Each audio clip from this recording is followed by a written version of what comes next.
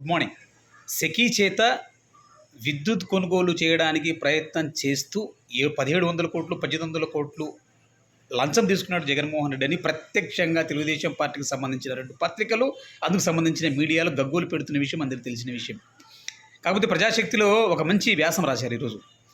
విద్యుత్ శాఖ అభిప్రాయాలు కూడా బేఖాతరు చేశారు నాడు జగన్మోహన్ రెడ్డి ప్రభుత్వం అన్నట్టుగా రాసుకుంటూ వచ్చారు. దీని వెనకాల హుటాహుటిన 2021 సెప్టెంబర్ 16న అదాని జగన్మోహన్ రెడ్డి గారితో కలవడం, వెంటనే క్యాబినెట్ చేయడం, వెంటనే క్యాబినెట్ తీర్మానంలో విద్యుత్ కొనుగోళ్లను నోట్ ఫైల్ను కదిలించడం లాంటివి జరిగాయి కదా.